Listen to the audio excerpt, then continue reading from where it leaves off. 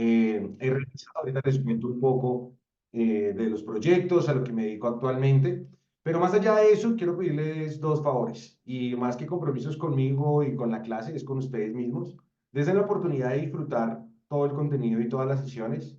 Si se animan, prendan las cámaras. Creo que las cámaras les ayuda más a que ustedes se sientan conectados, no lo hagan por la otra persona, sino realmente háganlo por ustedes. Eso les va a permitir que estén ustedes más atentos al contenido de la clase, que se sientan súper tranquilos en interrumpirme. Mis clases, no busco tener que tengamos una clase súper magistral en donde solo voy a estar yo hablando, sino por el contrario, creo que la educación ha venido evolucionando tanto y la educación nos ha mostrado que el camino es aprender a través de la práctica.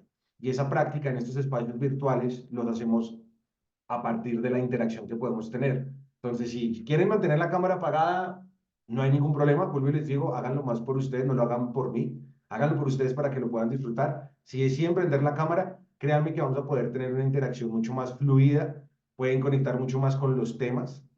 Y el segundo comentario que quería hacerles es, no esperemos hasta el final para hacer preguntas, no esperemos hasta el final para hacer, solucionar inquietudes. No hay preguntas que sean tontas o que no valgan la pena. Créanme, se los digo, este es el momento de cometer los errores, este es el momento de preguntar, de decir, ah, no tengo ni idea de eso que se está hablando. Pues justamente este es un espacio de educación, ¿cierto? En donde todos aprendemos, todos nos compartimos conocimiento. Nadie viene ya aprendido y justamente si uno busca esos espacios para ampliar el conocimiento es porque quiere conocer cosas nuevas. Independientemente del tema puntual que vayamos a hablar, a veces uno aprende mucho más del contexto de sus compañeros, de las experiencias que estamos teniendo en otros contextos. Así que ya teniendo claro esos dos consejos, entonces ahora les voy a compartir un poco de lo que vamos a estar viendo hoy. Listo. ¿Me pueden confirmar? Ya están viendo mi pantalla, ¿cierto? Sí, ya. Sí, Ok,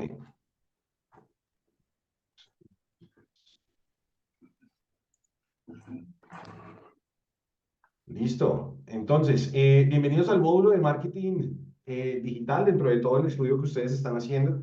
Este módulo lo llamamos User Experience aplicado a marketing digital. Mi nombre es Julián Guevara. Eh, yo ya, a nosotros de manera anticipada nos pasaron como cuál es el perfil de ustedes, en qué empresa están trabajando, los nombres, y tengo ya una idea muy general de quién es cada uno de ustedes. Sin embargo, me va a encantar que durante el desarrollo de estos dos módulos nos vayamos conociendo, vayan compartiendo casos puntuales de lo que a ustedes les está pasando en el trabajo. Ahorita incluso conecto ese tema con lo que vamos a hacer tanto en el trabajo práctico de esta sesión como de la próxima sesión, que es de los grupos que hablaba hace unos minutos Sofía. Entonces, mi nombre es Julián Guevara, soy publicista de profesión, decidí emprender, me gusta muchísimo emprender, desde que fui muy chiquitico arranqué con emprendimientos, creo que como lo hacemos muchos emprendedores, vendiendo dulces, vendiendo cosas en el colegio, ahí me di cuenta que me gustaba mucho poder desarrollar ideas desde cero. Eh, Tuve la oportunidad de trabajar en agencias de publicidad, después irme al lado de las marcas, en equipos de mercadeo, pero siempre me ha gustado tener proyectos de emprendimiento en paralelo. Mi último emprendimiento se llamó Meetwork, Meetwork.app. Lo que hacía era reutilizar la infraestructura de bares, cafés y restaurantes en los espacios inutilizados y los activábamos como espacios de coworking itinerantes en las ciudades. Esto lo arrancamos, es un emprendimiento que arrancamos en Argentina, en Buenos Aires. Nos financiábamos con capital público. ¿Qué es capital público? Esos programas de emprendimiento que en Colombia ya empezaron a sonar hace más o menos unos 5 años, un poco más, un poco menos. En ese entonces, más o menos por allá en el 2016, cuando arrancábamos con Meetwork, no existían en Colombia. Yo viví varios años en Argentina y por eso como que conecté con el ecosistema de emprendimientos de allá. Levantamos capital público, lanzamos nuestra startup en Argentina, tuvimos un crecimiento exponencial muy interesante. Eso nos permitió saltar después a Santiago, a Chile, a otro proceso de aceleración. Después fuimos a Perú, pasamos por Bolivia y regresamos a Colombia. Y en Colombia, más o menos, por el 2019-2020, pues llegó la pandemia. Entonces, lo que hacíamos nosotros era reutilizar el sector gastronómico. Evidentemente, con la pandemia, pues se cierra todo el sector gastronómico y decimos, pues, pucha, ¿qué hacemos? Empezamos a pivotear un montón de ideas. Finalmente, duramos casi hasta el 2021 pivoteando esas ideas y ese emprendimiento decidimos acabarlo porque realmente, pues, el mundo cambió, todo el ecosistema cambió y de alguna forma, como buenos emprendedores, pues teníamos que seguir adelante, aprendiendo de los fracasos, aprendiendo de los errores. Nos dimos las manos con los socios, muchísimas gracias, sigamos para adelante. Actualmente tengo dos emprendimientos más, no estoy dedicado al 100%, creo que cada vez que haces un emprendimiento vas como entendiendo cada vez más cuál es tu lugar, tu espacio en cada uno de ellos. Aparte de esos dos emprendimientos, uno es una plataforma que le permite a uno agendar servicios de paseador de perros en cualquier sector de la ciudad, como hagan de cuenta un Rappi, pero con paseadores de perros. Y el otro está más relacionado hacia temas de entretenimiento digital. Aparte de esos emprendimientos, colaboro activamente para Scandia. Actualmente yo soy el director de experiencia de usuario para Scandia, para Colombia y para México. Para los que no conocen Scandia y solo les suena por allá Scandia, no somos solo el fondo de pensiones, sino somos un holding de planeación financiera. Si a alguno le interesa o está en el sector, tiene alguna duda, alguna pregunta, siéntase tranquilo de compartírmelo, preguntármelo y seguramente lo podré orientar de la mejor manera. Si tienen dudas con el impacto de la reforma pensional y ese tipo de cosas, también los puedo orientar un poco. O sencillamente, si tienen dudas de cómo iniciarse en su vida financiera y empoderarse de ella para tomar mejores decisiones, también me pueden charlar. A eso es a lo que nos dedicamos. Ayudamos a las personas a que tomen mejores decisiones conscientes desde una estructura financiera. Esta presentación se las voy a compartir después para que estemos en contacto. Me gusta mucho compartir cosas por LinkedIn, si que alguien se mueve también por Instagram o por Dribbble, que Dribbble es como el Behance de los diseñadores de experiencias de usuario. Y es una plataforma también que les recomiendo que pueden consultar para inspirarse y ver muchas referentes interesantes en lo que vayamos a hacer. Yo estuve viendo, muchos de ustedes creo que no están muy cercanos a trabajar en equipos de experiencia de usuario, diseño de producto digital, de pronto alguno que otro está un poquito más cerca, así que siéntanse tranquilos de cualquier cosa que yo les vaya contando y que no me haga entender, interrúmpanme y contamos y aclaramos de qué estamos hablando. El contenido de la sesión de hoy, vamos a hablar UX como una esfera estratégica dentro de la empresa. Nos vamos a un break de 15 minutos, regresamos, hacemos una introducción de UX aplicado al marketing digital, cerramos con un ejercicio práctico, que ahí cuando regresemos del break es donde vamos a hablar acerca de cuáles son los grupos que debemos tener conformados y qué es lo más importante aquí de los grupos, es el problema que vamos a resolver, para que vayan teniendo una idea en general.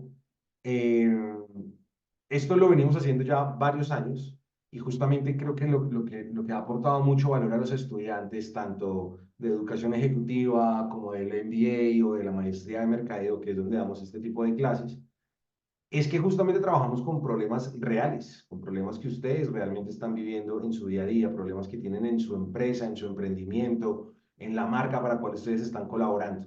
Entonces, por eso hace tanto sentido que podamos construir de una vez los equipos y que cada equipo tenga definido un problema. Porque en la clase de o en la clase de hoy, en la del próximo martes, nos vamos a enfocar a que ustedes salgan con soluciones tangibles, lo que nosotros llamamos un framework. Es no solo teoría, sino ustedes se van a ir con una herramienta práctica que les va a permitir entender el problema, solucionarlo, definir diferentes hipótesis y experimentos para lanzar el día de mañana. Entonces, arranquemos. ¿Quién me quiere compartir qué es UX? Para ustedes, ¿qué es y qué entienden a hoy? Para ustedes, en sus palabras, ¿qué es UX? ¿Quién quiere arrancar? Si quieres yo. Dale, dale, Laura, claro. Listo, pues igual es como un poco intuitivo, pero yo creo que la experiencia es como desde el cliente que se contacta con tu marca, como hacer la experiencia de contacto, de que conozca tu marca, de que se sienta agradable con ella, que se sienta identificado, como que sea lo más agradable posible y que se sienta lo más cómodo. Bien, o sea, hay un tema de cuando yo me contacto, o el primer contacto que tenga con esa marca, que me sienta muy cómodo porque seguramente me conocen, ¿cierto? Ujú. conocen y si yo y si saben por qué estoy llegando allá, no es una casualidad, sino hace parte seguramente de una estrategia que hay atrás y como yo estoy llegando, pues tienen claras mis expectativas y me van a hacer sentir muy bien. Hacia allá va muy bien, está muy chévere. ¿Quién más nos quiere compartir su punto de vista de lo que hasta hoy entiende que es UX? Recuerden que todo es Mm, válido. Esto no se trata si está bien o mal, sino es compartir puntos de vista. yo, yo veo el UX como también todo el estudio que se hace, como analizando al usuario para que mi servicio, mi producto tenga como una buena usabilidad de y sea como muy sencillo y claro para el cliente, para el usuario. Esa está también muy bien. De hecho, complementa muy bien lo que decía Laura. Tú lo planteas más desde la investigación, ¿no? Lo que nosotros llamamos el research UX. UX tiene un montón de áreas adentro, yo se las voy a contar, pero es muy valiosa ese punto de vista que tú acabas de dar, Jenny, porque claro, yo puedo tener una muy buena estrategia, pero yo también tengo que acercarme al usuario mucho más allá de una investigación de mercados, ¿no? Porque la investigación de mercados a veces se queda entre lo cual y lo cuanti, y aquí cuando estamos hablando es desde la antropología, desde el comportamiento humano, desde la psicología, cómo puedo entender a esas personas para que la experiencia sea lo más fluida. Y va mucho más allá de solo vender un producto. Está genial esa definición. ¿Alguien nos quiere compartir algo más?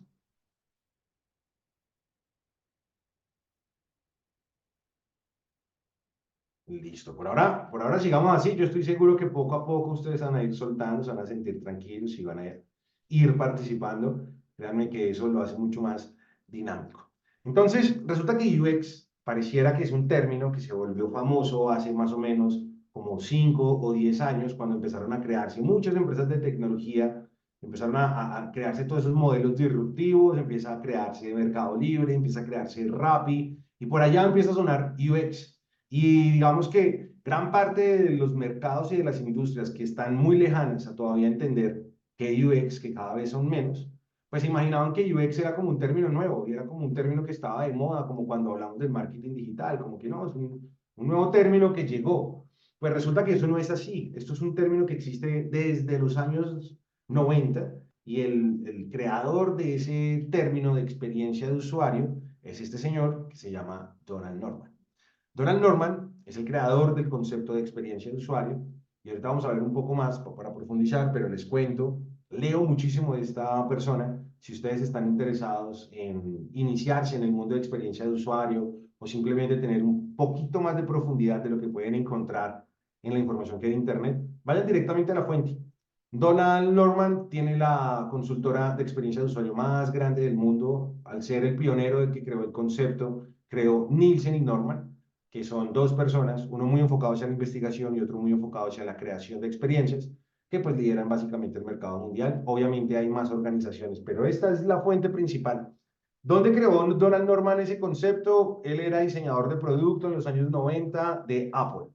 De repente, él hacía parte del equipo de producto y tenía que analizar qué hacían las personas cuando ingresaban a los puntos de venta a comprar sus computadores. Cuando él cayó en cuenta y decía, como que, oiga, yo veo que la gente viene, ve, la tienda es súper bonita, la gente interactúa y desde la tienda creamos algo para que la gente se sienta muy cómodo, interactúa con este computador, pero cuando lo compra, nosotros le entregamos una caja así de grande y esa persona tiene que alzar esa caja, pedir un carro o cargar esa caja a su carro, después llegar a su casa, bajar esa caja, desarmarla, armar el computador y ahí sí empieza a interactuar con el equipo que vio en la tienda. Entonces, todo eso también es la experiencia de usuario. Y desde ahí, cuando empezó a analizar todo ese journey, todo ese recorrido, dijo, hay que pensar en la experiencia de usuario. Antes de pasar a que él mismo se los cuente, le recomiendo estos dos libros. Esto es el inicio de entender la experiencia de usuario. La psicología de los objetos cotidianos es una berraquera. Ese lo hace uno entender por qué las grandes empresas por allá en los años 90 creaban esos menús de las lavadoras, de las neveras, que estaban pensados como para servicio al cliente, como para el servicio técnico y no para el usuario. Acá van a responderse mucho de eso. Y el diseño emocional, que es cómo transmitir emociones a partir de los diseños, súper recomendado. Como les decía, esta persona, después de los años, sale de Apple, crea su propia consultora, crea el grupo Nielsen y Norman, y la definición que ellos le dan hacia UX es la UX o el UX, abarca todos los aspectos de la interacción del usuario final con la empresa, con sus servicios y sus productos. Cuando él habla de que abarca todos los aspectos de esa interacción, pues a mí me gusta incluso escucharlo a él mismo hablar. Hi, I'm Angie Lee, and I'm here at the UX conference in San Francisco. Ahí se escucha, es que no estoy seguro si ustedes lo logran escuchar. Sí, sí, ¿Sí? Listo. sí. Subtítulos por si algo y nos vemos. I got to ask Don Norman what he thinks about the term UX. Once upon a time, a very long time ago, I was at Apple. And you know, we said the experience of using these computers is weak. The experience, when you first discover it, when you see it in the store, when you buy it, when you, can't fit it into the car. It's in this great big box. It doesn't fit into the car. And when you finally do get it home, opening the box up and, it looks scary. I don't know if I dare put this computer together. All of that is user experience. It's everything that touches upon your experience with the product. And it may not even be near the product. It may be when you're telling somebody else about it. That's what we meant when we devised the term user experience and set up what we called the User Experience Architect's Office at Apple to try to enhance things. Now, Apple was already pretty good, so we were starting with a good product, making it even better.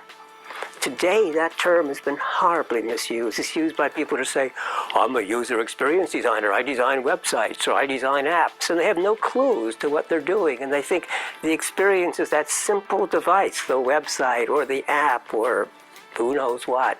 No, it's everything. It's the way you experience the world, it's the way you experience your life, it's the way you experience the service. Or, an app, or a computer system.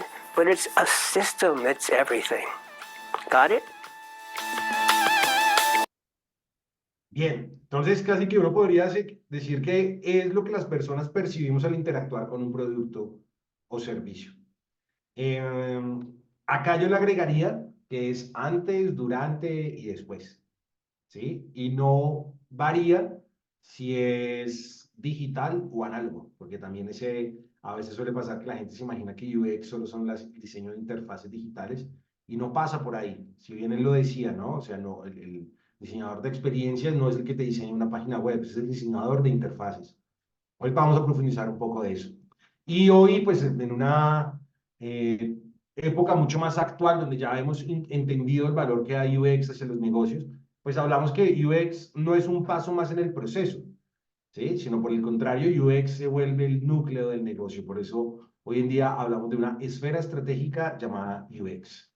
Y este es un esquema que lo explica muy bien.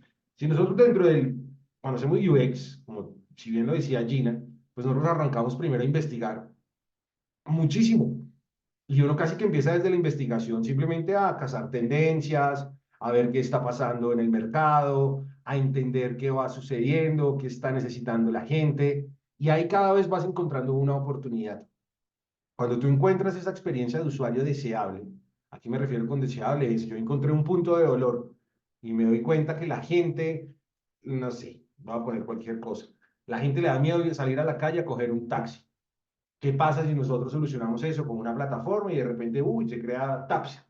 Ahí, eso nace de la observación, de entender. Hay miles de problemas por solucionar en el día a día, ¿sí? Y todo eso son los negocios que nacen desde la experiencia de usuario. ¿Qué pasa cuando uno ya tiene una experiencia de usuario muy concreta, hallazgo de investigación? Pues uno puede ahí sí crear un modelo de negocio, no al revés.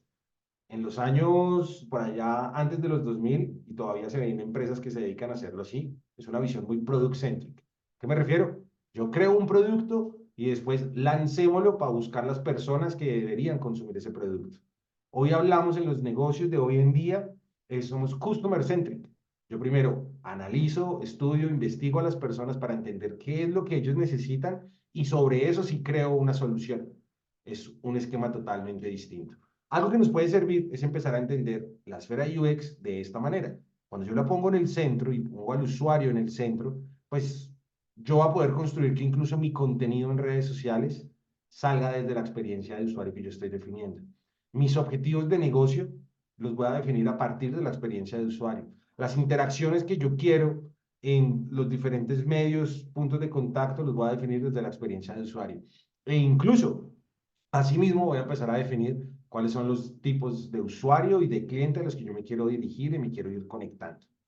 ¿Vale? Y pues acá se desatan un montón de cosas, pero des en cuenta que ya ni siquiera marketing se vuelve como un esquema netamente estratégico, sino que marketing apoya las acciones que estamos haciendo desde UX y asimismo también pues el desarrollo, el equipo comercial y demás. ¿Sí? No es un área alejada a. Creo que puede simplificar aún más lo que estoy diciendo. Entonces, nosotros nos enfocamos primero a partir de la investigación a crear nuestra experiencia de usuario. En esa experiencia de usuario, que ahorita vamos a ver qué es lo mínimo que uno debería construir, vamos a hablar de los buyer persona, del customer journey y demás. Y ahí uno decide, oiga, yo voy a hacer una experiencia análoga. Si yo voy a hacer una experiencia análoga, entonces mi camino debería ir más hacia CS, que es Customer Experience, ¿cierto? Ya el diseño de la experiencia del cliente, punto de venta, cosas tangibles, y Service Design, que es cuando hablamos de los blueprints, que está haciendo el front, cuando se acciona algo en el front office, cómo reacciona el back office. Pero, si yo estoy todavía en el centro y digo, no, ¿sabes qué? Yo voy a hacer un negocio digital, yo voy a hacer ese Tapsi, esa aplicación, yo voy a hacer ese Uber, que somos negocios netamente digitales. Entonces yo me enfoco es en crear una experiencia digital y ahí lo que debo trabajar mucho es mi diseño de experiencia a partir de la interfase de usuario, que es lo que llamamos UI Design. Ahí sí es el diseño de las interfaces, aplicaciones, páginas web, plataformas digitales, o por qué no, tener un modelo híbrido en donde hacemos las dos cosas, pero entonces tengo que ampliar mi esquema tanto de Service Design, Customer Experience, UI Design y obviamente pues todo el equipo de UX que nace desde la investigación. ¿Hasta ahí alguna pregunta?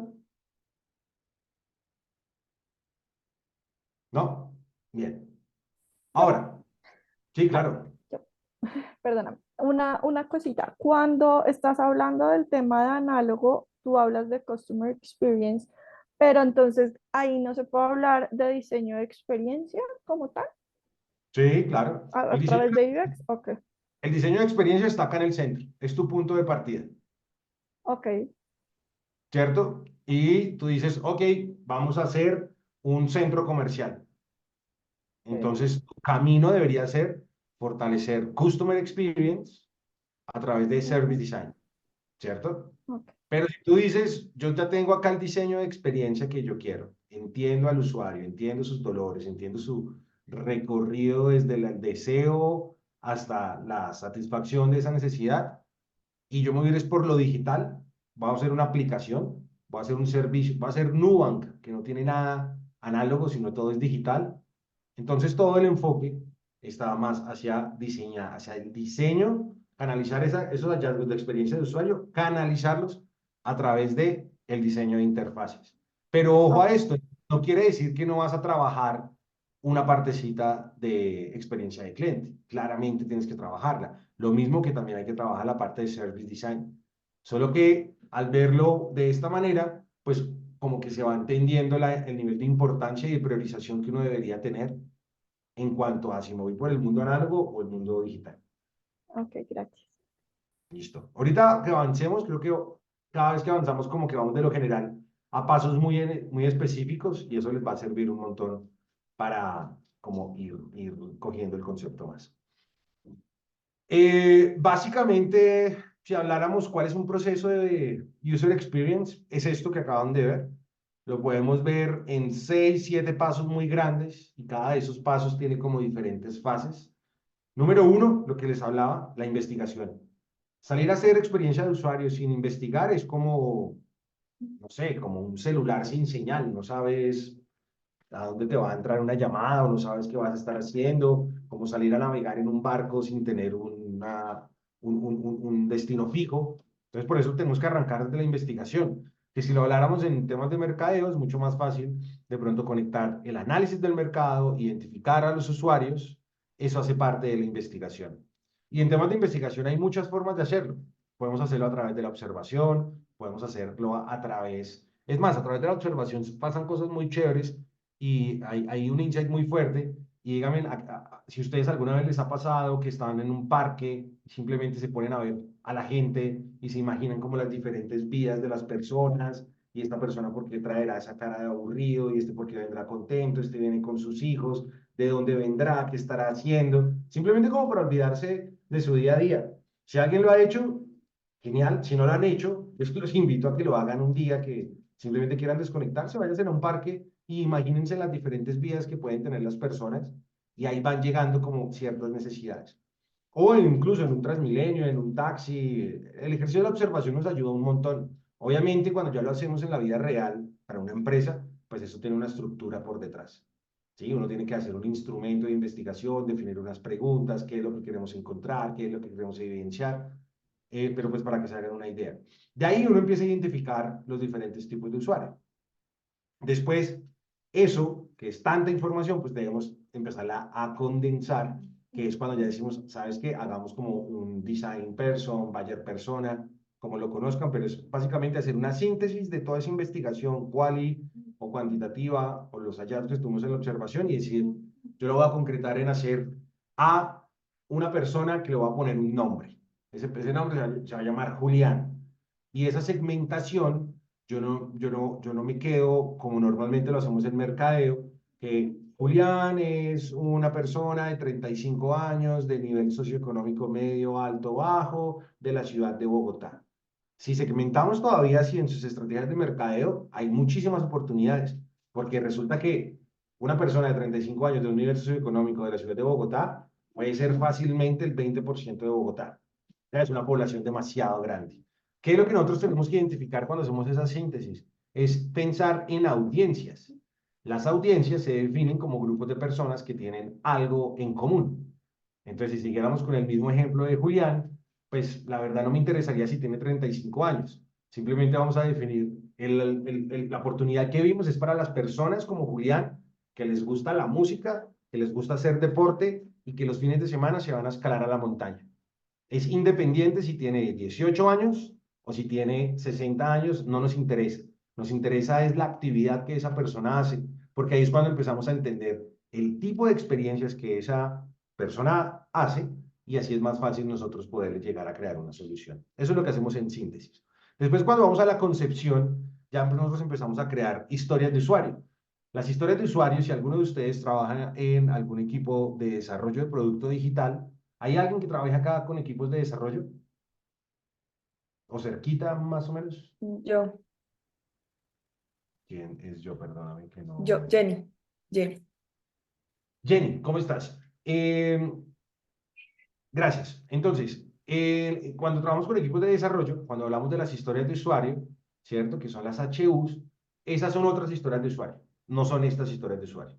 ¿Sí? Las historias de usuario con las que tú normalmente... ¿Qué rol tienes tú? Discúlpame.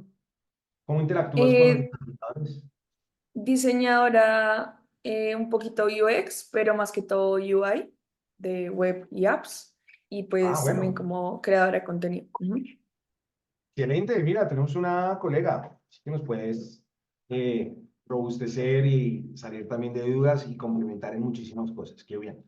Estas historias de usuario que hacemos nosotros acá es más para nosotros imaginarnos. Entonces, para aclarar el ejemplo, cuando hablamos del equipo de desarrollo, normalmente la forma en que yo me comunico de un diseño o de la idea que yo tengo hacia los desarrolladores, yo escribo una historia de usuario. Esa historia de usuario tiene una estructura en su redacción, que es la forma como el desarrollador va a entender que yo quiero que él haga las cosas. ¿Sí? Entonces, literalmente esa historia de usuario está redactada como yo, que soy un usuario que ingresa a esta página de web, quiero registrarme en esta página para poder hacer un pago digital, me gustaría que este botón me permitiera hacer esto y esto y eso. Esas son las historias de usuario, pero a esas de desarrollo no nos referimos. Y en estas historias de usuario, cuando le estamos dando vida a este diseño de personas o el buyer persona, es redactar una historia de lo que yo ya sé que hace esta persona, pero imaginándome el caso de éxito para que conecte con mi producto. Entonces, digamos que yo soy, sigamos con el ejemplo de Julián, que le gusta hacer ejercicio los fines de semana, va a la montaña. Y nosotros somos una marca de chaquetas. Entonces, la historia de usuario que yo debería empezar a imaginarme acá es, oiga, si sabemos que nuestro cliente, nuestro usuario, va los fines de semana a la montaña, ¿por qué nosotros no hacemos un punto de hidratación en la montaña que lo esté patrocinando esta marca de chaquetas? No le vendamos la chaqueta, simplemente vamos a estar presente como un punto de contacto para que él conozca de nuestra marca y le damos agua para acompañarlo en su experiencia, lo acompañamos en lo que a él le gusta hacer y después, no sé, que nos siga en Instagram y desde ahí ya lo empezamos a contactar. Ese tipo de usuario, de historias de usuario, que es como el caso de éxito que queremos que para que esa persona conecte con nosotros, es a las que me refiero acá. Después de eso, creamos un flujo de procesos, un mapa de contenidos. Después nos vamos hacia los wireframe, que es como el primer boceto de lo que nos estamos imaginando. Si no están relacionados a los wireframe, no se preocupen que ahorita vamos a ver algunos ejemplos. Después creamos un prototipo interactivo, creamos un mockup, que ya podría ser algo como funcional. ¿Y qué hacemos nosotros? Salimos a testearlo con personas reales que definimos acá en el diseño de personas. Eso a nosotros nos da un feedback del cliente y pues básicamente esa es la validación y acá volvemos y hacemos lo mismo. Esto es un ciclo iterativo que nunca se va a acabar. Por esto y por esta forma de trabajo que está muy relacionado hacia Lean Startup, que viene de la metodología Lean, por allá, en estas metodologías en las plantas de producción que empiezan a incluir Six Sigma, la metodología Lean para poder optimizar los recursos, hacer más con menos. Todo eso lo fue migrando el ecosistema de desarrollo de software y pues básicamente por eso se crean estos ciclos iterativos que básicamente están enfocados en tener una mejora continua. Para aterrizarlo aún más, este es un ejemplo súper típico de qué es UX y qué sería UI. Más o menos por allá en los 90, en los 80, cuando creaban este producto, la gente no estaba pensando en diseñar este empaque para que lo consumiera el usuario. Entonces, ellos estaban pensando en crear una interfase para poder transportar su producto de la manera más efectiva, para poderlo distribuir en las cantidades que ellos querían, distribuirlos a los diferentes puntos de venta y así que la persona lo comprara. Pero jamás pensaron en entender cómo la persona consumía ese producto. Cuando van pasando el tiempo y las empresas empiezan a dar cuenta de la importancia de estudiar y escuchar a los usuarios, de cómo consumen los productos, de qué es lo que les está doliendo y si lo solucionamos desde ahí, pues pasan cosas como estas. ¿Sí? Ya somos más que marcas hacia personas, somos personas que nos acercamos hacia otras personas. Entonces, este es el gran ejemplo de cómo sería cuando está pensado solo en la interfase y cómo está pensado en la experiencia de usuario. ¿No? Que aquí pues es bastante claro ya el empaque al revés, en este vidrio un gran porcentaje del producto se quedaba almacenado, la gente lo empezaba a golpear, en cambio con este pues es mucho más fácil aprender del usuario. Este es digamos que no está relacionado con UX finalmente, pero sí tiene mucha sustentación respecto a la forma de cómo se han creado esos proyectos de UX, y es lo que les hablaba ahorita del Lean Startup.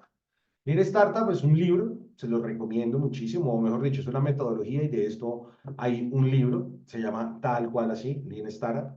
Si les interesa entender cómo nacieron esas primeras startups en Estados Unidos, PayPal, LinkedIn y demás. Pero ellos se enfocan a decir, venga, usted lo que tiene que hacer es identifique cuál es un problema, construya una solución a partir de todas esas ideas. Entonces ahí en esa construcción rápida está el producto mínimo viable, entender cuáles son sus early adopters, que son esos primeros usuarios que están dispuestos a probar tu solución, cree estos diferentes modelos de negocio, diséñalos, sáquelos a producción, o sea, láncelos a que su cliente, usuario los pruebe, mida absolutamente todo, porque lo que no se mide no se puede mejorar, no se puede saber si vamos bien o mal, y después aprenda de lo que el usuario le está dejando saber. Agarre esos datos y mejore sus ideas y vuélvala un producto y vuelve la saque, y eso es un ciclo iterativo.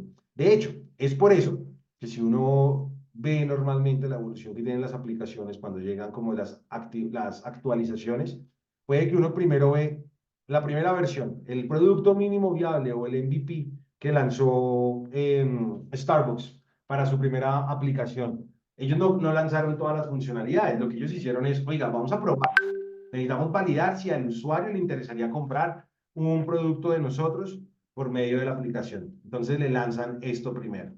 Lo lanzan, el usuario lo usa, y enseguida lo están escuchando. Bueno, ¿cómo te pareció? ¿Qué te funcionó? ¿Si te pareció fácil? Entonces el usuario puede decir, no, pues sí, yo lo pude comprar, pero me llegó el tamaño más chiquito y a mí me gusta es un tamaño más grande. Y adicional quería pedir 5 y me tocó hacer 5 veces el proceso y pues eso no estuvo tan chévere. Ah, bueno, no, listo, tienes toda la razón, muchas gracias. Entonces ahora en la siguiente actualización incluyamos un tab que la gente pueda seleccionar los diferentes tamaños. Otra opción para que la gente pueda seleccionar de ese mismo producto la misma cantidad. Y vuelven y lo lanzan. En esa segunda interacción el usuario ya le dijo, oiga, no, sí, está súper bacano, pero yo vi ese producto y la verdad ni siquiera sabía qué es, qué ingredientes trae, cuál es la descripción. Ah, claro, tenemos que escribir una descripción. Y adicional, si quieres guardarlo en favoritos para que la próxima vez que haya la aplicación, simplemente con 2 tabs vas a favoritos y repites la orden. Ah, listo. Entonces, si se dan cuenta, es una co-creación, una construcción en equipo con el usuario. Nosotros como diseñadores de experiencia a veces podemos tener mucho romanticismo y cometer uno de los grandes errores que es obsesionarnos por la solución, ¿no? Creamos una interfase increíble, creamos una aplicación brutal y nos obsesionamos con eso y nos olvidamos de testear con el usuario. La forma correcta de pensarlo es el usuario, nosotros creamos, hagan de cuenta, un 40% y el otro 60% lo terminamos de construir con el usuario. Si es que no es todo el 100%. El usuario siempre va a estar ahí incluido. Este es un ejemplo de cómo se pueden crear modelos de negocio a partir de la experiencia del usuario. Todos conocen esta cadena de restaurantes, muy listo. Entonces, resumiendo, es una cadena de restaurantes que vio a partir de la observación y del análisis de data, se dio cuenta que el corrientazo en Bogotá era muy incómodo y tenía un montón de puntos de dolores cuando ellos, de esto hay un caso, pueden buscar en internet y los manes lo explican súper bacán. Y decía incluso, cuando ellos veían todo el recorrido, el customer journey que hacía el usuario, pues tenía muchos puntos de dolor, como cuáles. Uno, yo voy y cuando voy hay un olor y salgo del restaurante oliendo asado o oliendo a grasa y eso no está tan chévere. Dos, a veces se siente saludable o no, puede que el aceite sea reutilizado, entonces como que realmente ir al corrientazo no está tan saludable y de pronto prefiero pagar un poquitico más y no está tan cool. Tres, cambiaron al chef, el de ayer era más rico que el de hoy ya no me gustó, hay otra cocinera, habían un montón de variables que ellos tuvieron en cuenta y ahí cayeron en cuenta y dijeron, pues creemos una solución a partir de esos hallazgos, a partir de la data. Quisieron, cambiaron la experiencia a partir de entender el modelo de Fast Service. Un modelo disruptivo, Fast Service, comida rápida, como Subway, tú compras, te entregan, comes y te vas. Pero ellos lo mezclaron con el tema de los corrientazos. Entonces, entendiendo muy bien esta experiencia, ellos lograron definir cómo deberían ser sus locales. ¿Sí? No deberían tener mesas cuadradas con 4 sillas.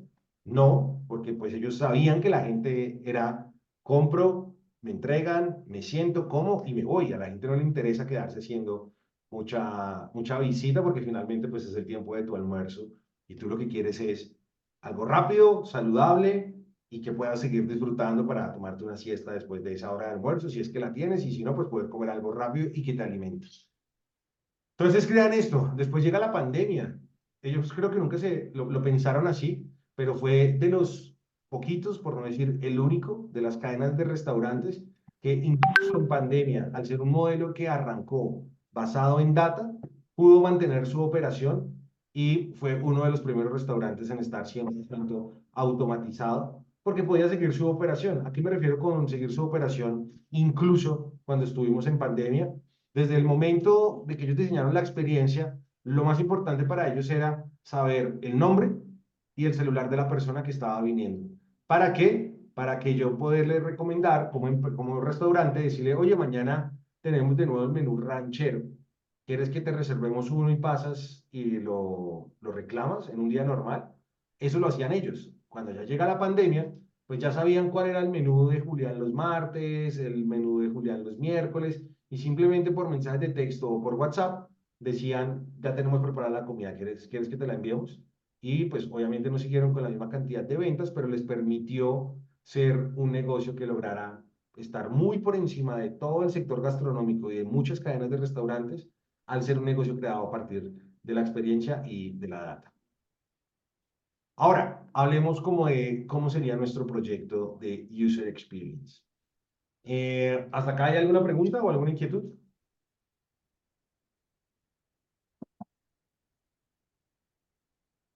No. No, listo. Entonces, ese proyecto, ya vimos como las diferentes fases, ¿no? Pero si lo aterrizáramos aún más, entonces vamos a tener como 5 fases muy importantes. De hecho, 4 que son como la columna vertebral de cualquier proyecto de UX. Uno, lo llamamos User Research, que en la parte de investigación básicamente nos enfocamos en entender el benchmark a partir de estudiar el mercado, el research de usuarios, construir el Customer Journey, diseñar el proto-persona o mayor persona, como lo queramos llamar, crear las historias de usuario de esos casos de éxito y definir cuál es nuestro producto mínimo viable. Después, vamos a la parte de UI y definición de arquitectura de la información. ¿Qué es la arquitectura de la información? Cuando yo tengo muchísimos mensajes, yo tengo que definir muy bien, a partir de escuchar y construir eso con los usuarios, de yo cómo quiero que ellos interpreten mi propuesta de valor, yo cómo le voy a emitir todos los mensajes. Y esto hay muchos ejemplos en Internet que uno entra a una página web y tiene como todo un montón de información que uno no entiende qué es lo que hace. Seguramente les ha pasado. Lo ideal de eso es que uno pueda pues trabajar con una persona, un UX writer, que le ayude a uno a entender, venga, no, comunique este mensaje de manera principal, aquí llamamos la atención, junto con el equipo de investigación, uno poder entender cuál es la lectura que hace el ojo humano de izquierda a derecha, o vamos a hacerlo por tipo césped, para que él haga un zigzag en cuanto está leyendo. Hay mucha teoría detrás de eso, pero también hay mucha sustentación, que ahí es cuando nosotros decimos, si el botón lo sugerimos que esté al costado derecho, debajo del texto, no es porque nos parezca que se vea más bonito, sino realmente es porque hacia el usuario van a haber más clics después de haber hecho este recorrido de lectura y por eso debería estar ahí. Hay mucho detrás de él. Entonces, aquí, ¿qué hacemos nosotros? Definimos la arquitectura de la información, priorizamos las funcionalidades, los patrones de UI, que ahorita les muestro algo así a muy alto nivel, priorizamos las funcionalidades, creación de las cards, que esto tiene que ver con lo que vamos a hablar ahorita, como esos elementos y componentes de una interfase, creamos un onboarding, que es como la bienvenida digital, pensamos en solucionar los empty state, que es como cuando los estados de blanco, cuando la gente no ha hecho algo en esa plataforma. Imagínense que ustedes se registraron en Gmail y no tienen el primer correo. Sería raro que ustedes vieran su bandeja de entrada sin nada, ¿no? Esos son los empty state y pues uno debe pensar en cómo solucionarlos. Después las microinteracciones. Ya teniendo eso, uno empieza ahora sí como a prototipar a partir de los wireframes, que son esos bocetos que uno hace en una hoja y un marcador o lápiz, una servilleta, le va dando una estructura orgánica a esos wireframes, después los crea hacia un flujo, toma decisiones respecto a qué va, a qué no va, crea ya los wireframes de baja calidad, después de alta calidad, crea un prototipo interactivo, lo manda a testear, eso se hace un ajuste, después de eso venimos con todo el tema de hacer una investigación más visual hacia los referentes que hemos visto en el mercado, diferentes aplicaciones. No necesariamente tienen que ser de nuestra misma industria, es válido ir a buscar en otras industrias. ¿A qué me refiero? Si estamos construyendo una solución para mensajería, está bueno ir a ver qué hace la gente de hotelería o los de los tiquetes de avión, qué componentes tienen que nos podemos traer para acá. Pensamos en los diferentes estados de error, error parcial, el error 404. Bueno, esto casi que ya está estandarizado y son como unos checks que hay que seguir. Y finalmente todo pues queda como en un UI kit y en un prototipo final. Y eso es lo que nosotros le entregamos a un equipo de tecnología para que el equipo de desarrollo le pueda dar vida. Si profundizáramos en cada una de estas etapas, lo que hacemos en el benchmark, creo que esto ustedes, hay alguien que no tenga claro qué sería hacer un benchmark o el concepto del benchmark. Básicamente es como una investigación de mercado enfocado tanto en una marca, en un producto o en jugadores de diferentes industrias. ¿Sí? Salirme de mis zapatos para ponerme en la posición de los diferentes jugadores, cómo pueden estar viendo el mercado. Conocer la categoría del mercado, en donde vamos a competir, ver los referentes, ver los competidores, las diferentes funcionalidades, los diferentes modelos de negocio, las diferentes plataformas, tener muy claro cuál es el problema que vamos a solucionar. Ahí pueden haber algunas tácticas en ese benchmark que en digital lo hacemos mucho y es, no, pues yo me voy a registrar en esa plataforma para simular que yo soy un cliente y yo quiero vivir el onboarding de esa empresa, cómo me recibe, cómo me hace, cómo es el registro de la cuenta y demás, que sería como Mystery Shopper. Después de eso viene todo el tema de hacer la investigación de usuario, entender sus necesidades, hacer entrevistas, escuchar a la persona. Después, ahora sí, creemos el protopersona, construir diferentes perfiles de los usuarios ideales, crear las historias de usuario, como les decía, como que cada perfil de estos de protopersona debería tener una historia que me lleve a mí a pensar cuál es el mejor momento, el caso de éxito que yo voy a conectar con ellos. Normalmente cuando hacemos los buyer persona debería verse algo de este tipo, ¿sí? Como les decía, la segmentación socioeconómica o la edad pues va mucho más, se vuelve algo genérico y lo que queremos entender es como qué objetivos de vida podría tener esa persona, cuáles serían sus frustraciones, cuáles son sus motivaciones, qué marca y qué influenciadores puede consumir esa persona, cuáles son sus canales tradicionales, cuáles son sus hobbies, cómo podríamos definir su personalidad y una breve descripción respecto de quién es. Después pasamos a la parte de arquitectura de la información. Aquí pues les hablaba, esto hacía muy alto nivel para que tengan una breve idea.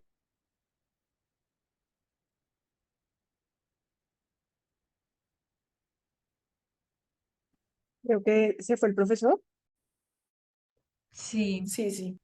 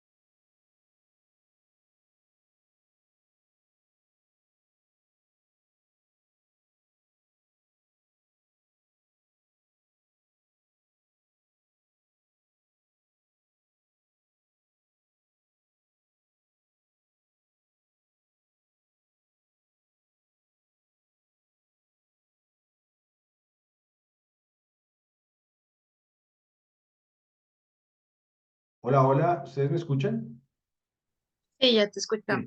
sí, profe. Ahora Ahora sí, sí. profe. Te fuiste un- Qué cosa tan rara. Yo seguí escuchándolos a ustedes y los seguía viendo. Me di cuenta que, porque alguien dijo como creo que se fue el profesor. Discúlpenme, no sé qué sucedió de pronto en el internet, pero por favor avísenme cada vez que no me escuchen. Pues avísenme para detenerme y ver qué lo podemos hacer. Qué raro. ¿Ustedes están viendo en mi pantalla de nuevo? Sí, así es. Sí. Listo. Entonces aquí hablábamos como de los patrones de UI, diferentes tipos de navegación, lo que conocemos como el mal llamado menú hamburguesa, que son estas tres lineecitas que siempre están en la mayoría de interfaces. Upa, perdón. Siempre están como en este tipo de interfaces que hace el menú hamburguesa, sintetiza un montón de opciones dentro de una única opción y ahí se empieza a hacer como algo desplegable. Es un muy buen recurso para ocultar, para agendar todo lo que serían como los menús que tenemos dentro de una plataforma. La creación de las cards, lo que les decía, las cards son como estas tarjetas grandes en las que adentro de una card pueden haber diferentes funcionalidades. Pongo el ejemplo de Facebook, aunque yo creería que acá muy poca gente usa Facebook o no lo sé, creo que Facebook como que ha bajado mucho su nivel de usabilidad, pero solo para que tengan un ejemplo de cómo son las cards y cómo se fueron generando a partir de las mismas necesidades que vamos encontrando en esas interfaces. Entonces una card es como un componente que adentro de ese componente yo puedo tener diferentes funcionalidades. Acá tenía una opción para hacer un like page, acá puedo dejar un comentario, puedo compartirlo, incluso puedo navegar un carrusel, ¿no? Todo esto nos sirve para cuando estamos haciendo la arquitectura de la información. Los modales, los que a veces confundimos con un pop-up, La diferencia entre un pop-up es una ventana emergente que solo te está comunicando algo y puedes hacer una acción. Un modal podemos interpretarlo como una ventana emergente, pero que adentro de esa ventana emergente tiene un montón de funcionalidades y que te aparece, te propone una funcionalidad, pero tú, después de hacer esa funcionalidad, puedes continuar con lo que estabas haciendo antes. El mejor ejemplo es cuando estamos en Google Word, en Drive, perdón, en Docs. Estamos creando un documento, queremos compartírselo a alguien, nos aparece el modal, yo ingreso el nombre de esa persona, lo envío y continúo por detrás eh, con lo que venía haciendo. El tema de los onboarding es lo que hace muy bien Dropbox, lo que yo les decía, si ustedes se registran por primera vez en Dropbox, por ejemplo, que es una plataforma de almacenamiento, eh, pues si no lo guían a uno, si no lo sueltan una vez ahí, pues uno seguramente se va a frustrar y lo que va a generar esa frustración es que uno decida salirse de esa plataforma y no la vuelva a usar. Y los empty state, también el mismo ejemplo. Si creamos un correo por primera vez, imagínense que no existiera como un correo de demo que te dice cómo crear más correos o qué es lo que estás haciendo dentro de esa plataforma. ¿No? Como que uno debe pensar acá que ¿cómo hacemos para que los usuarios nuevos se sientan que al otro lado de la pantalla hay una persona que los está viendo y que los está acompañando en ese momento? Después vamos a los wireframes. Lo que les decía, estos son los primeros bocetos que uno hace, ¿sí? Y esto es válido hacerlo desde una hoja y coger un marcador y decir, esta es la primera pantalla. Yo acá me imagino que el usuario haga esto, que después haga esto, después haga esto, y uno va marcando todo ese recorrido, ¿sí? Y después crea un flujo de usuario, que aquí son dos visiones bien interesantes. Nosotros como diseñadores de experiencia nos identificamos mucho más con leer este tipo de wireframe y este tipo de mapas, que uno dice como, ah, bueno, ese es el task flow, esto es lo que yo quiero que el usuario haga. Y el flujo de usuario también es importante diseñarlo para tomar decisiones de diseño, pero pues sobre todo esta es la visión que le permite entender qué es lo que nosotros queremos al desarrollador. ¿Sí? Porque el desarrollador es el que nos va a ayudar a través de cuando diseña el back de la plataforma, a través de código, pues él va a decir, ah, ok, aquí tengo que hacer una validación. Si el usuario está registrado, entonces lo voy a enviar a que haga este flujo. Si ya está registrado, lo voy a enviar a que actualice su clave. Voy a hacer un montón de cosas, ¿no? Ambas toca crearlas. Cuando les hablaba del UI Kit, imaginémonos que es como un manual de marca, pero como con esteroides. Es un manual de marca que yo necesito, yo acá defino la tipografía con la que me quiero comunicar, no solo un tipo de tipografía, sino dos, seguramente hay dos estilos de tipografía. Voy a definir cuáles son las diferentes estilos que van a tener los formularios. Pensemos que en una interfase uno comunica muchas emociones, ¿no? No es lo mismo yo ver un botón rojo que ver un botón verde. No es lo mismo ver el botón cuando está así solo delineado a cuando está relleno. No es lo mismo ver el botón seleccionado cuando no está seleccionado. O incluso cuando veo el botoncito gris, siento que no hay algo que se ha activado. O cuando hago un slider. Entonces, como que también hay un montón de emociones que uno debe mapear en ese UI Kit que está incluido en su interfase. Y todo ese tipo de estados de los iconos, de las barras de progreso, los mensajes de alerta, los mensajes de ayuda, los tooltips y demás, uno lo crea en el UI Kit. Y eso es lo que uno le va a entregar al equipo de desarrollo. ¿Hasta acá alguna pregunta?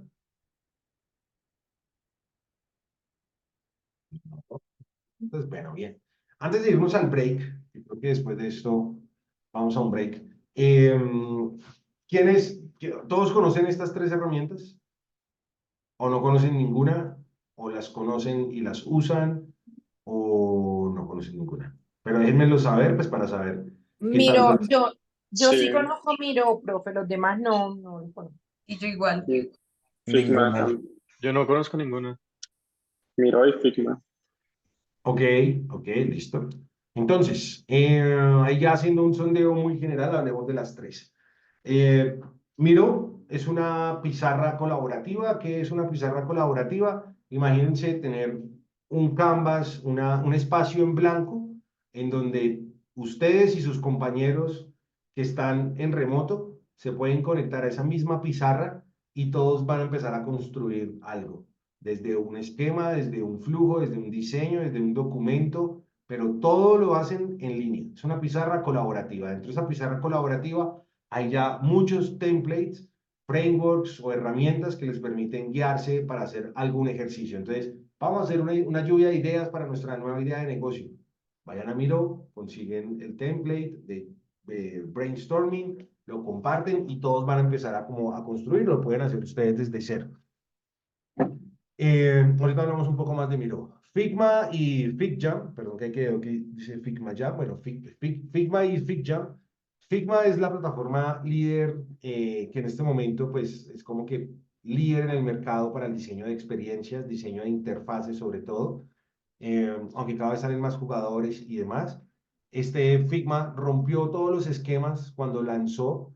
Hasta ese momento habían dos marcas, dos software que marcaban mucho la tendencia. Uno era, como lo hicimos en el diseño gráfico, Adobe.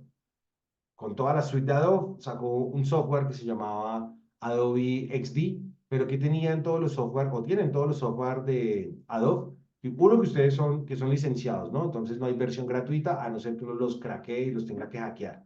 Entonces, tocaba descargar el programa, instalarlo. ¿Todos ustedes alguna vez han interactuado con Illustrator o Photoshop? Seguramente. Listo. Recuerdan que uno tiene que descargarlo, instalarlo. Si logra, lo hackea, si no, lo tiene que pagar. Después de eso, pensar en decir, pucha, yo no puedo tener un computador medio regularcito porque Photoshop consume mucha memoria, necesita un procesador que ande pues medianamente bien, que tenga un procesador, perdón, una tarjeta de video importante para que todo lo que yo haga ande muy bien.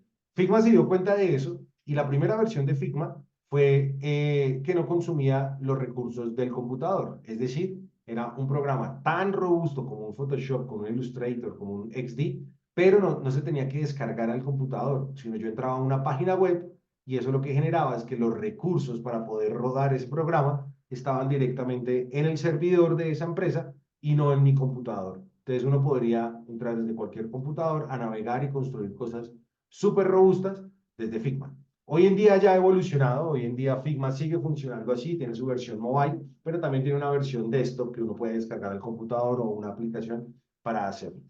Si en algún momento les interesa, no es tan complejo usar Figma, de hecho es muy interesante.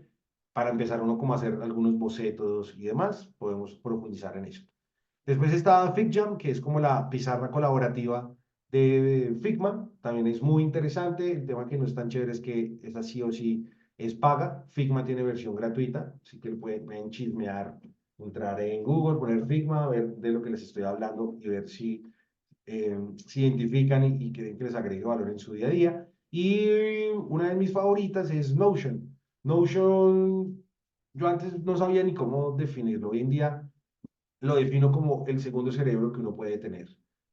En Notion tú puedes hacer muchísimas cosas, desde gestionar proyectos hasta automatizar procesos, hasta seguimiento de tus planes personales, profesionales y demás. Sí, ahorita en el break vayan y se peguen una mirada a Notion, vean qué es, qué pueden hacer. Lo que se imaginen en este momento lo pueden hacer en Notion. No, que es que yo trabajo mucho en Excel. Ok, en Notion pueden integrar sus tablas de Excel para poderlas visualizar en una plataforma muchísimo más fácil, sencilla y demás y poder automatizar procesos. No, lo que pasa es que yo trabajo mucho en PowerPoint.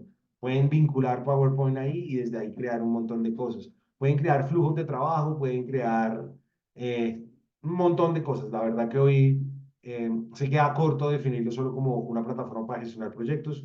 Yo me conecto mucho con la comunidad mundial Notion, que lo definen como un segundo cerebro. Creo que esa es la mejor definición. Me encantaría poder trabajar un poquito de las tres en estas sesiones, pero es muchísima información para tan poco espacio que tenemos. Solo tenemos hoy y el martes. Entonces, en la plataforma que vamos a trabajar, para que ustedes tengan un poquito de idea, se va a llamar Miro, que es esta de la mano izquierda. Ahorita en el break o durante la próxima sesión, les pido el favor que cada uno tenga creada una sesión en Miro. Es lo único, así como tarea que tengamos para nuestra próxima sesión, vamos a crear una cuenta en Miro. Simplemente pongan Miro en Google, van, crean su cuenta y listo. ¿Hasta acá alguna pregunta?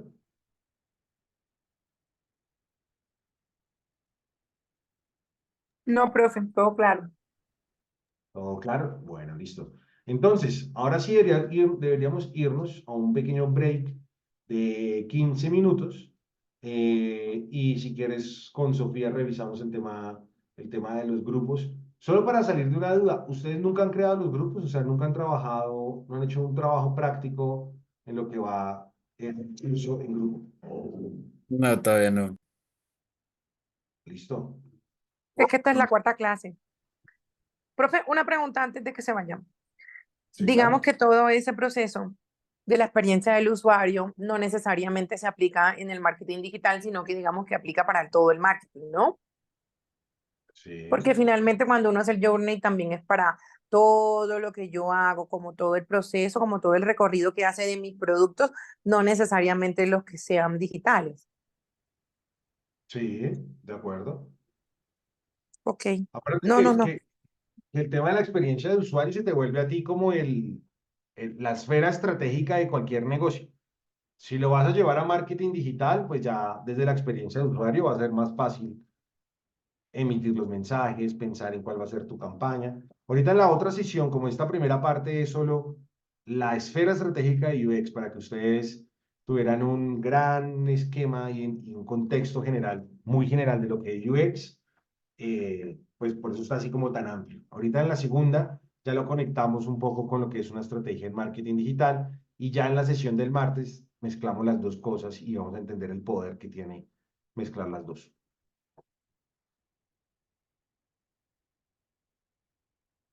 No sé si ahí respondí tu pregunta, Mónica. Sí, sí, profe Clis. No quería era como tenerlo como súper claro, pero sí. Gracias. ¿Listo? ¿No? ¿A ti? Yo tengo una pregunta extra. Em, es que yo sí, la verdad, había escuchado el user experience, pero tengo como un poquito de dificultad como para separar el user experience del interface experience. ¿Son las siglas El del UI. otro? Ajá. Sí. Listo. Entonces, la mejor forma veámoslo así, ¿tú en qué trabajas? Yo soy analista en un laboratorio. ¿En un laboratorio farmacéutico? Ajá, sí, pero bueno, la verdad es que estoy en este curso no por mi trabajo sino porque tengo un emprendimiento. Ah, ok. ¿Y de qué es tu emprendimiento? Es de accesorios para conciertos y festivales. ¿Accesorios para las personas que van a los conciertos y los festivales o para los Sí, productores?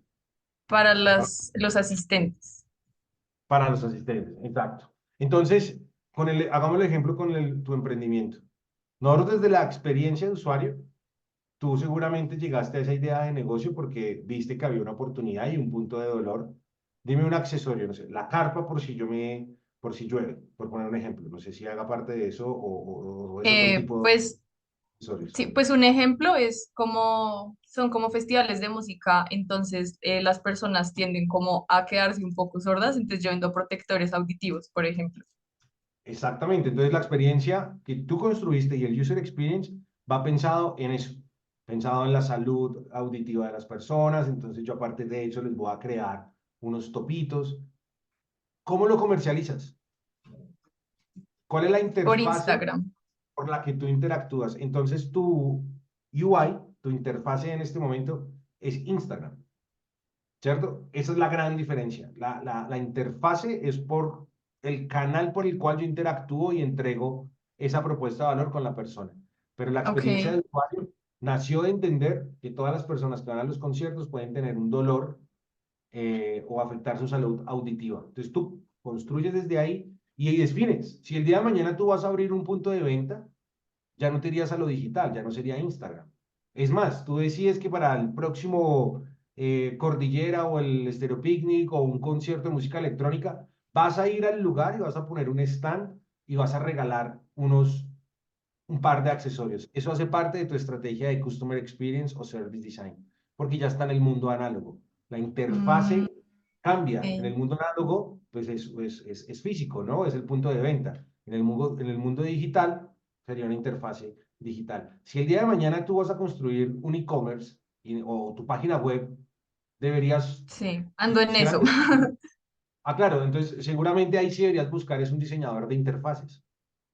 Ok, Es la mejor persona que te va a poder decir, no, pues mire, entonces esto montémoslo en una plataforma que se llama Shopify o en tienda nube o hagámoslo con los de Sommer, que podemos crear una tienda así, así, así, así. Tenemos estos objetivos, le ponemos el procesador de pagos. Sí, el que se va a encargar del diseño de la interfase es ese, pero el diseñador de experiencia pues está viendo todo lo que está sucediendo ya. antes, durante y después. Esa sería como la Mm. gran diferencia. Ah, listo, listo. Gracias, me queda muy claro. ¿Listo? No, a ti, con mucho gusto. ¿Alguien más tiene de pronto alguna pregunta, alguna inquietud? No. Entonces vamos a hacer algo. Mientras ustedes se van al break, tomémonos un break de 15 minutos. Es más o menos, veámonos aquí a las 7:30. ¿Sí? Y tranquilos, cierren su micrófono. Nosotros nos quedamos con Sofía. Vamos a revisar cómo está el tema de los grupos. Y ahorita, cuando regresemos del break, les mostramos cómo serían los grupos y sobre qué empresa deberíamos trabajar. Listo. Listo. Gracias, profe. A ustedes, que estén muy Gracias. bien. Ya nos vemos.